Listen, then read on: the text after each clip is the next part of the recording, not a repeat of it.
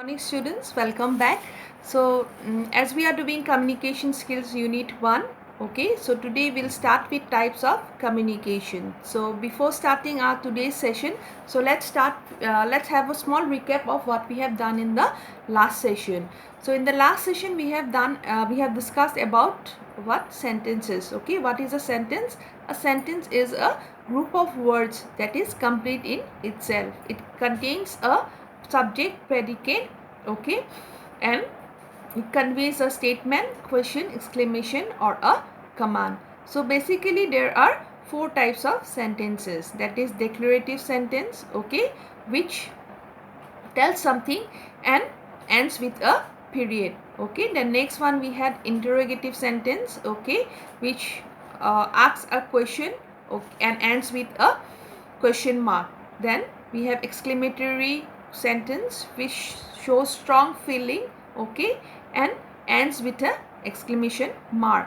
Then we have imperative sentence which gives a command and also ends with a period or with a exclamation mark. So then next we have the different part of speech. So there are basically 8 part of speech in English language. They are verb, noun, adverb, adjective, pronoun, preposition, conjunction and interjection. So next we had what was article writing. Now what is article writing? Article writing is the process of writing a non-fiction text, okay, which of maybe of some recent news, okay, of any general interest. Then next we had what? The different structure of an article, which consists of the title, introduction, main body and the conclusion. So these were the different topics which we had discussed in the last class. So today let us start with types of communication. So learning objectives for today will be, you will know about the different types of communication, okay, the pros and cons of communication, that is the advantages and disadvantages of communication and impact of body language. So what is communication? Communication and its types. So communication means what? Being able to tell other people what we want to say or express our feeling, okay. So that process is called what? That is called as communication. That means we are communicating with others. So there are mainly four types or forms of communication. That is verbal form, where we communicate orally. Non-verbal form, that means communicating using our body language, gestures, okay, or tone and pitch of our voice. Alright, then next one is we have written form, that is communicating through handwritten or printed information. And lastly the fourth one is the visual form, that is communicating with the help of pictures, logos, posters, maps or charts, okay, to clarify to clear the concepts. So these are the main four types of or forms of communication. So these are the different types of communication, that is verbal communication, non-verbal communication, visual communication and written communication. So let us come to know about what is verbal communication.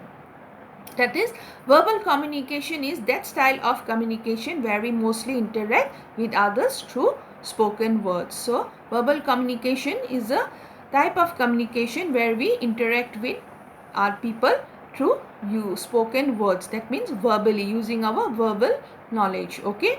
Then we have the different advantages of verbal communication. First one, it is straightforward to express the feeling as the speaker is present at the time of communication. So verbal communication is what? Is a straightforward communication where the speaker is present at the time of the communication.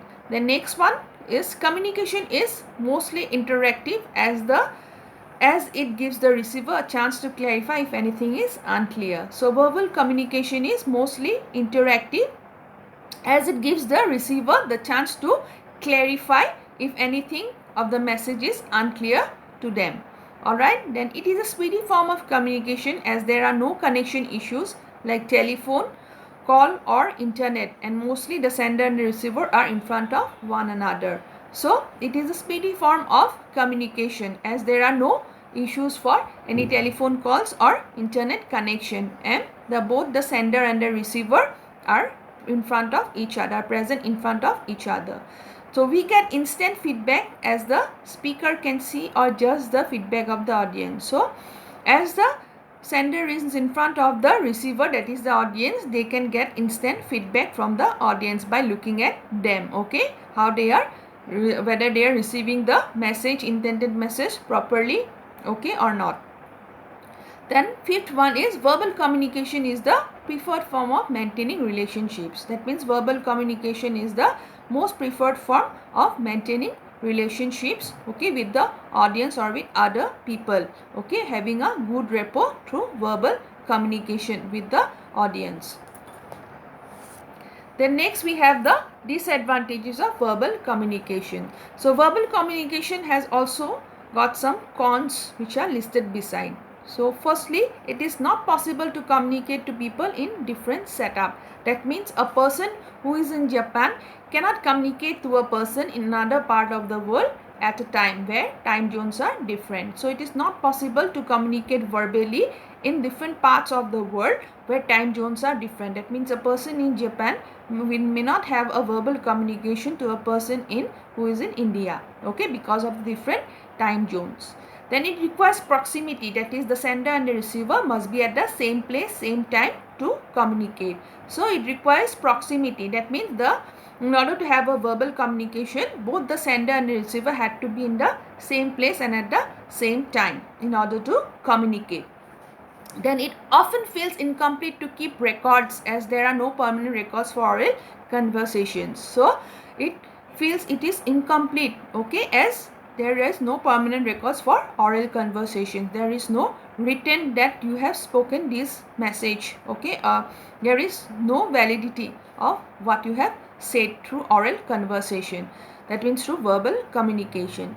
It is not possible to represent things officially, legally, and for another purpose that requires recorded information. That means verbal communication is not considered legally, because only written communication is considered as legal or valid. Then fifth, in verbal communication there are emotional barriers. Example, a speaker has to speak about something refreshing while he may be tired or may not be well physically, but despite all his efforts, some emotion will creep in his message. So for example, there are emotional barriers. Emotional barriers means, if for example the speaker, okay, have to say something refreshing, but within he is very physically tired or may not be well, okay, so in order, despite all his efforts in delivering the message, okay, some emotions will creep up in his delivery and which will affect his communication. So these are the different disadvantages of verbal communication. So next we have is non-verbal communication. So non-verbal communication is usually understood as the process of communication through sending and receiving wordless messages between people using cues like gestures, body language, and voice tone. So let us go through the advantages of non-verbal communication. It is very easy to demonstrate noticeable non-verbal cues like gestures, body language. Okay, so it is very easy to demonstrate noticeable non-verbal cues. Like if your teacher is very angry, okay, you can see her or his eyes are blood red, and then you can come to know that that person is very much angry. So for example, blood red eyes easily convey anger. Again, next one, it is very useful for conveying messages where verbal is unable to reach. So we all have gone through this. So you can see in a noisy class, okay, just a gesture of keeping the finger on the mouth conveys that the teacher is asking to keep quiet, to maintain silence, okay. So you can see in a noisy class when teacher is shouting and you all are not listening, but if the teacher is making her eyes big and putting the finger on the lip, that means what? He or she is asking you to be quiet. Next one, number 3, no language barriers, as non-verbal messages are picked up by even if there is no common language. So there is no barrier in non-verbal communication, as even if there is no common language, okay. So everybody can understand the non-verbal cues even if there is no common language between the sender and the receiver. The next one, non-verbal communication conveys the message very fast, where the receiver can interpret the cues without any barrier of common. So same thing between 3 and 4, that non-verbal cues are very fast and it can be interpreted by the receiver very soon without despite of any common region, okay, may not be of same region or may not be having the same language, okay, qualification and so forth. Okay, so these are the different advantages of non-verbal communication. So next we have the disadvantages of non-verbal communication. So not suitable for lengthy conversations or detailed discussions in non-verbal manner. So non-verbal communication is not suitable for having a detailed discussion, okay, or a lengthy conversation. It becomes hard to understand the full non-verbal messages if it is not supported by other forms of communication. So it becomes very difficult to understand the non-verbal message if it is not supported by any other forms of communication, maybe through some picture or maybe some through written communication, okay. If it is not supported by them, then the non-verbal cues are not understandable by the receiver. So chances of misinterpretation are there if the message does not get across the receiver in the absence of details. So same thing, chances of misinterpretation is highly in non-verbal communication in the absence of any detail of that particular message which the sender is sending to the receiver. Then next one, regional and cultural differences creep up in non-verbal communication. Okay, as every culture has different gestures and expressions that are considered good or bad. So regional and cultural difference may creep up in a non-verbal communication because different culture may have different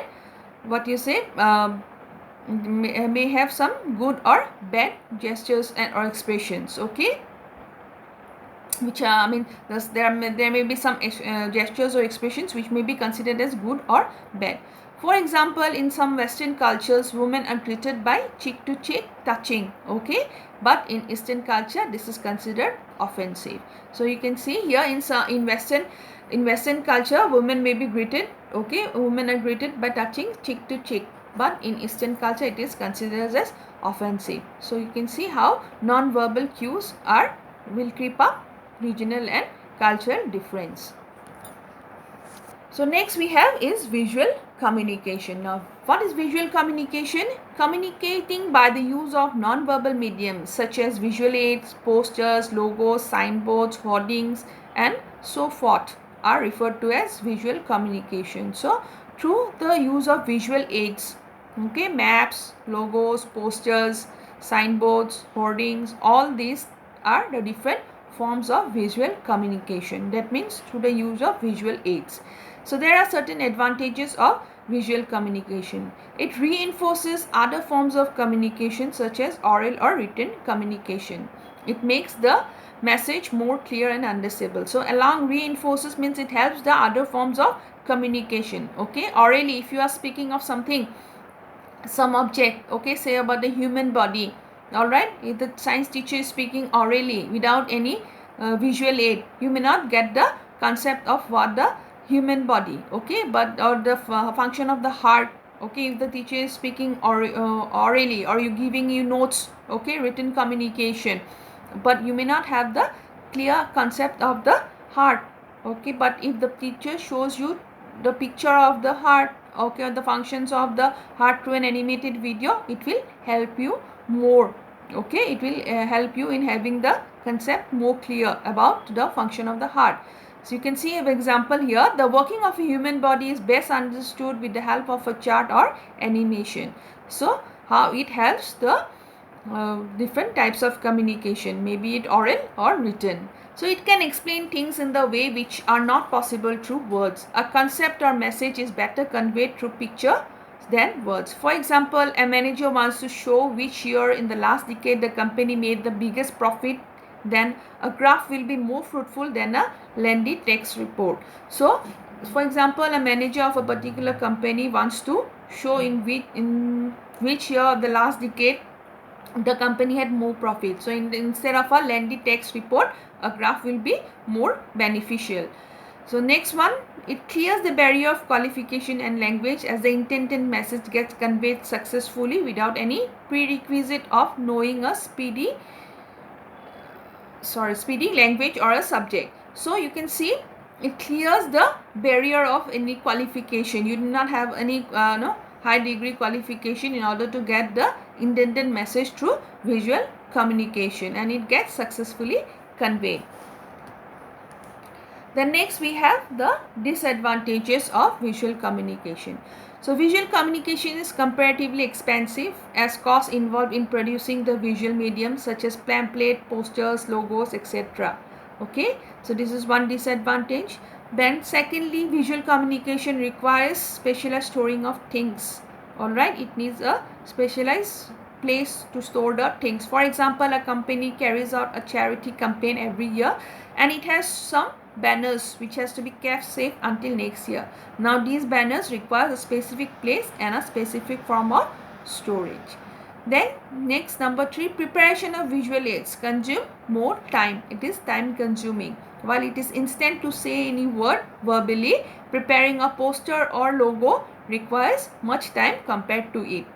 So as we all know that visual communication will be more time consuming rather than verbal or oral communication.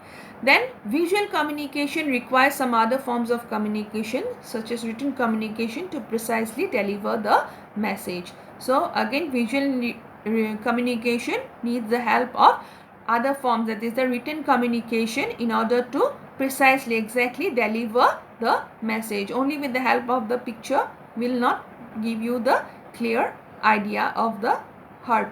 Okay, so what you need some add-ons, you need some written notes. Okay, you need some written communication also. So these are the different disadvantages of visual communication. So lastly, we have the written communication. So conveying message or information through written means is known as what? Written communication. So we have certain advantages of written communication. So the written communication can be recorded permanently for later use and references. So the written communication can be recorded permanently, okay, and it can be used for future reference as well.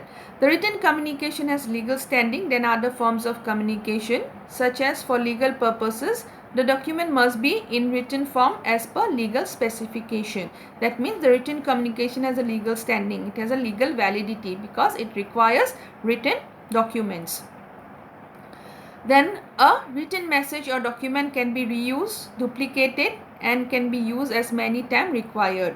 Okay, a written communication or a message or a document can be reused and duplicated many times.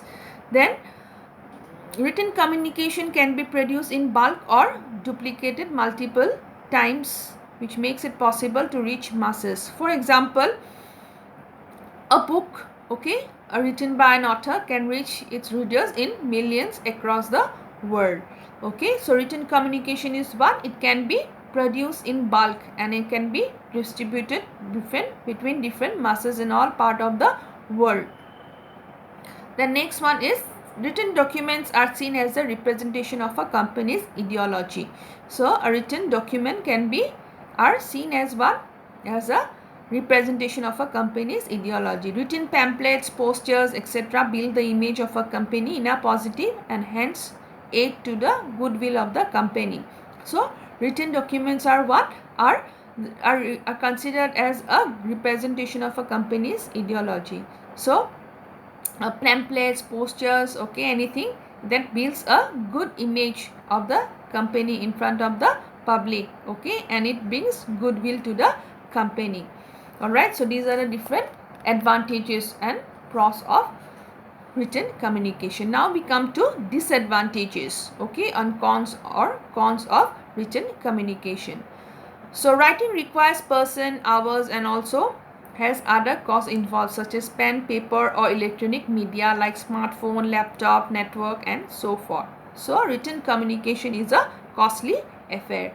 So written communication is a costly affair because it requires person which you have to pay them, okay, it requires hours because they will be typing the written communication, the written documents, okay, the written messages, and it requires certain stationaries like pen, paper, electronic media, smartphone, laptop, okay, the network connection. So all this will involve cost. It is a costly affair. Then writing takes time. We all know writing takes time rather than oral conversation. So it is not an instant form of communication unlike oral communication. Hence, written communication is time consuming.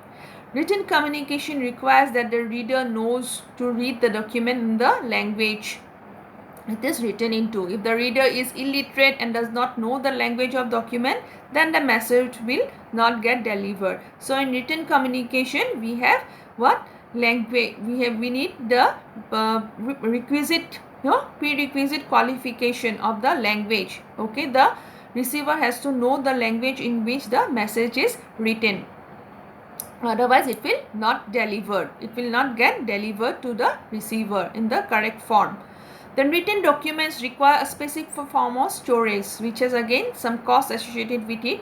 For storing documents in electronic form, it requires specific storage devices such as hard disks, flash drives, or internet, okay, connection, which have their costs, where cost is involved. Okay, so written communication is what is a costly affair, as we have got in the first point. Then next we have the impact of body languages.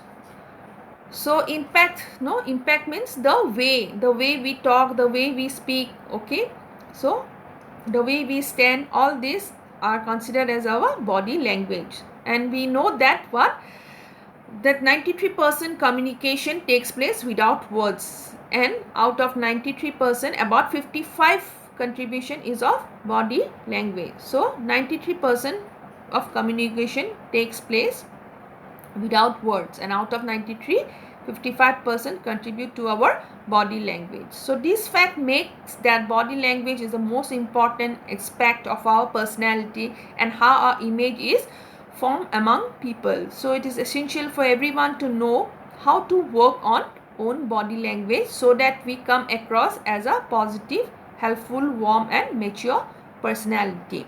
So let us go through the different some common do's and don'ts of our body language. So do's of body language, what we should do to have a good impression, that is, always stand up with a straight back and relaxed posture. Keep your arms by your side, okay, sit with a straight spine, that means you have to sit straight. Smile as you enter into a room. Greet others with a smile, always you have to greet others with a smile. Offer a firm but gentle handshake, okay. Then make eye contact while speaking to someone. Make eye contact for about 2 to 3 seconds with a person and with the next person in the audience while speaking publicly, okay. In public speaking, you have to make 2-3 seconds with one person and then with the next person. You cannot stare at one person constantly while you are delivering any message in the public. So actively and attentively listen to the speaker in a conversation. So in a conversation, you have to actively and attentively listen to the speaker.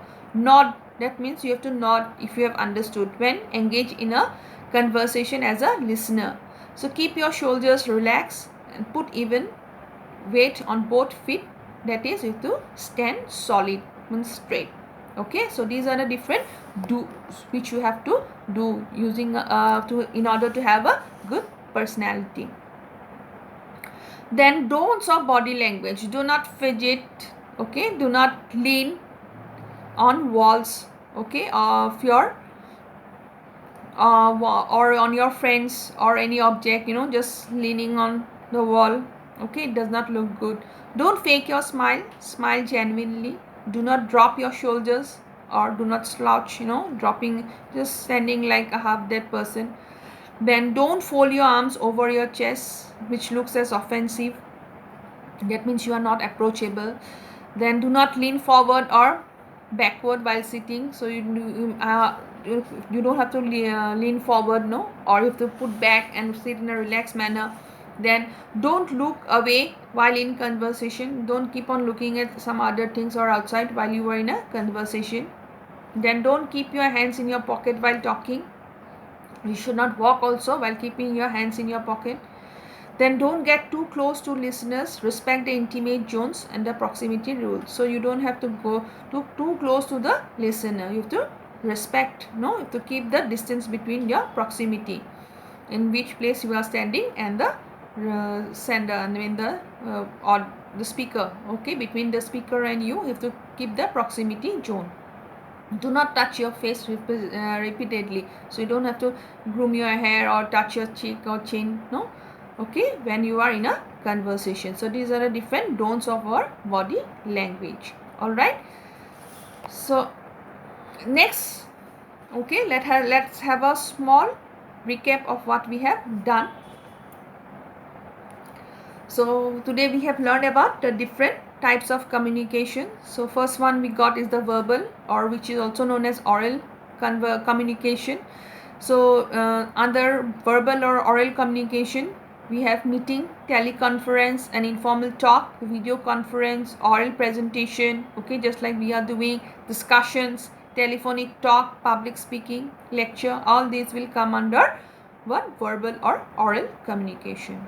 Okay, then non-verbal, facial expression, tone of voice, your body language, hand movement, gestures, proximity, the distance in which in what position you are standing between the receiver and the speaker. Okay, warmth in appearance, in your appearance, how you are appearing, then enthusiasm, mood, all these will come under non-verbal communication.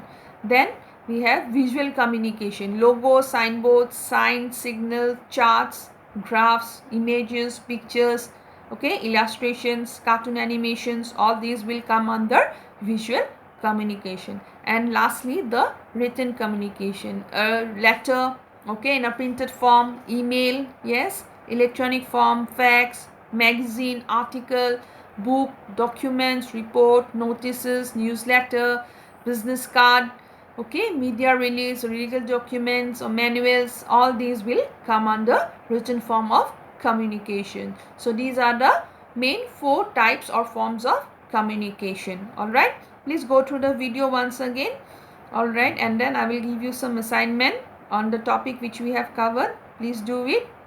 Okay, and at the same time keep learning, as I have been always telling you. Thank you and have a nice day.